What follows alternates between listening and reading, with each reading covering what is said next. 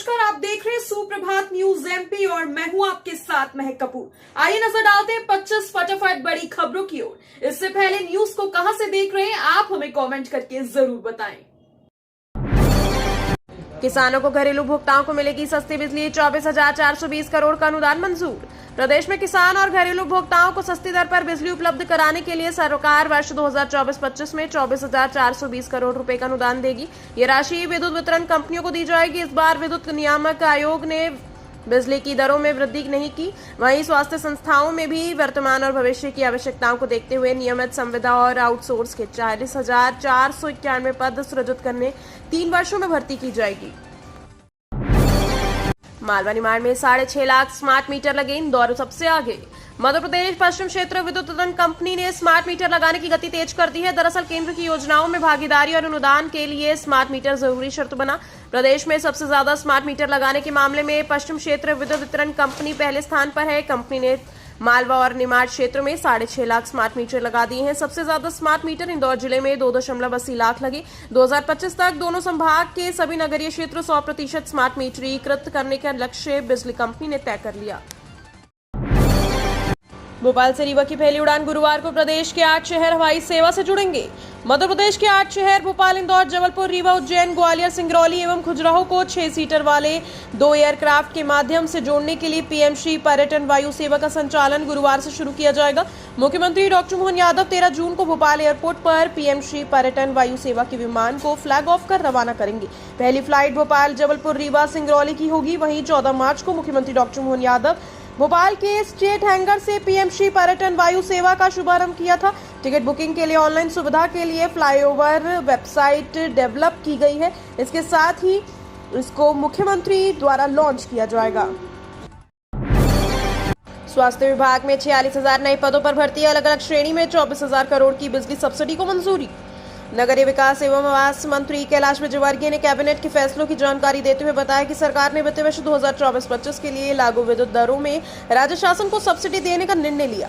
इससे सरकार पर 24,420 करोड़ रुपए का वित्तीय भार आएगा। मध्य प्रदेश विद्युत नियामक आयोग की तरफ से निर्धारित प्रक्रिया अनुसार अग्रिम सब्सिडी नहीं दी जाती है तो राहत देने का राज्य का निर्णय प्रभावी नहीं होगा और उपभोक्ता को आयोग की तरफ से निर्धारित दरों पर ही विद्युत प्रदान किया जाएगा। चीतों के लिए नए घर, गांधी सागर अभयारण्य पर अब नई सरकार लेगी निर्णय। चीतों के लिए नया ठिकाना अब केंद्र की नई सरकार तय करेगी। लोकसभा चुनाव की आचार संहिता लागू होने के चलते इस पर निर्णय नहीं हो सकता। आचार संहिता हटने के बाद दिल्ली में 10 जून को बैठक आयोजित की गई थी, लेकिन मोदी कैबिनेट के शपथ ग्रहण समारोह के चलते बैठक निरस्त कर दी गई। श्योपुर के कूनो नेशनल पार्क के अतिरिक्त चीतों को अन्य स्थान पर भी बसाने का निर्णय अगली बैठक में लिया जाएगा। इसके लिए मध्य प्रदेश में ही गांधी सागर अभयारण्य लगभग तैयार कर लिया गया है। महाकाल लोक से सबक, सीएम का फैसला, प्रदेश में अब ठोस पत्थर की प्रतिमाएं ही लगेंगी। लोकसभा चुनाव के बाद मुख्यमंत्री डॉक्टर मोहन यादव ने सरकार के 180 दिनों के काम का लेखा जोखा मीडिया के सामने रखा। उन्होंने मीडिया से बातचीत में सरकार की उपलब्धियों, निर्णय एवं योजना की जानकारी दी। मुख्यमंत्री ने सरकार के एक बड़े निर्णय की जानकारी देते हुए बताया कि उज्जैन में प्रतिमाएं खंडित होने के बाद सरकार ने अब ठोस पत्थर की ही प्रतिमाएं बनवाने का फैसला लिया। ये प्रतिमाएं किसी के ऑर्डर पर नहीं मंगवाई जाएंगी, बल्कि प्रदेश के स्थानीय कलाकारों की मदद से तैयार की जाएंगी। उज्जैन के मंगलनाथ मंदिर में बनेगा वेटिंग हॉल और बड़ी पार्किंग। धर्मधानी उज्जैन में सिंहस्थ महापर्व से पहले प्रमुख मंदिरों में निर्माण व सुंदरीकरण के काम होंगे। उज्जैन विकास प्राधिकरण ने मंगलनाथ मंदिर के लिए सिंहस्थ मद से 20 करोड़ रुपए की योजना तैयार की। इसके अलावा काल भैरव, भृत्रहारी गुफा, सिद्धवट, गढ़कालिका आदि प्रमुख मंदिरों के लिए भी योजना बनाई जा रही है। इन मंदिरों में स्मार्ट सिटी, नगर निगम तथा ग्रामीण यांत्रिक सेवा द्वारा विकास व सुंदरीकरण के काम कराए जाएंगे।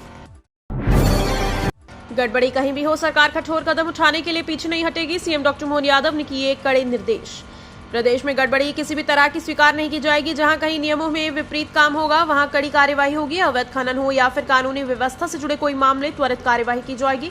रोजगार सरकार की प्राथमिकता में ही, इसके लिए कई कदम उठाए जा रहे हैं। कांग्रेस ने योजनाएं बंद कराने को लेकर काफी दुष्प्रचार किया, लेकिन हमने कोई भी योजना बंद नहीं की, बल्कि सभी वर्गों को लाभान्वित करने का काम किया।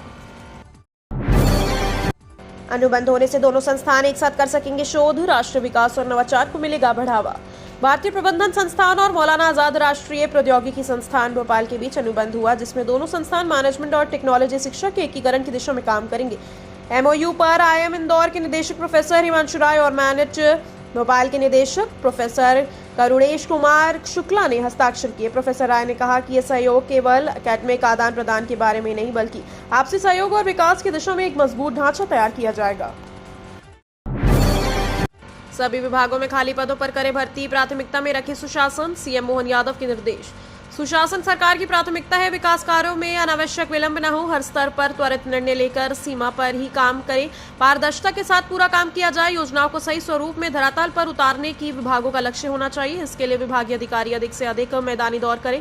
साथ ही सभी विभाग ये सुनिश्चित करें कि लोगों को सरकारी दफ्तरों में अनावश्यक चक्कर न लगाने पड़े। विभागों में खाली पड़े पदों पर भर्ती की जाए। करोड़ों कर्मचारियों को मिला तोहफा, 16% तक बढ़ा महंगाई भत्ता, सरकार ने किया ऐलान।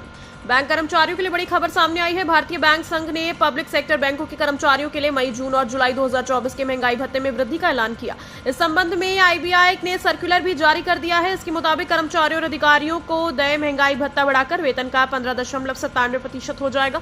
10 जून को जारी एक सर्कुलर में इंडियन बैंक एसोसिएशन ने कहा कि 8 मार्च 2024 के 12वें द्विपक्षीय समझौते के खंड 13 और 8 मार्च 2024 के संयुक्त नोट के खंड 2 के अनुसार मई, जून और जुलाई 2024 के महीनों के लिए वर्कमैन और अधिकारी कर्मचारियों को देय महंगाई भत्ते की दर वेतन का 15.97% होगा।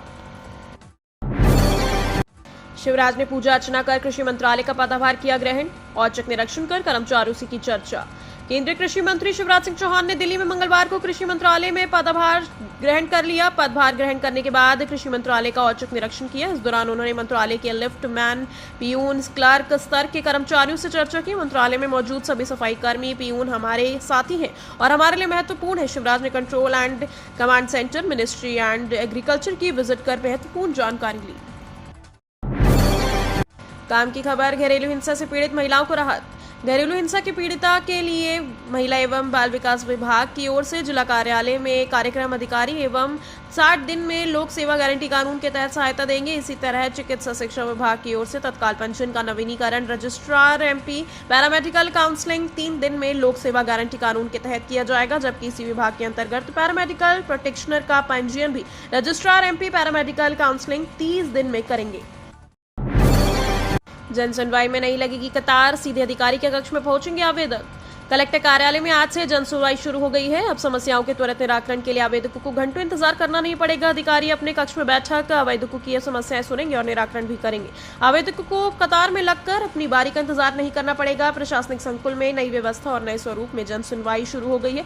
इस नई व्यवस्था के तहत सुनवाई की विकेंद्रित व्यवस्था भी की गई है। बीएड, बीपीएड में 13 जून तक होंगे प्रवेश। तीसरे चरण के लिए सीटों का आवंटन 25 जून को।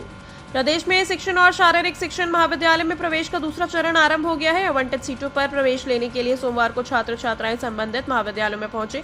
चयनित किए गए BEd, MEd, BPEd, MPEd, BEd, MEd, BEd, BSc, BEd, BElEd, BEd पाठ्यक्रम में प्रवेश संबंधी पाठ्यक्रम की जानकारी प्राप्त की। कुछ छात्र छात्राओं ने आवंटित सीट पर प्रवेश सुनिश्चित किया।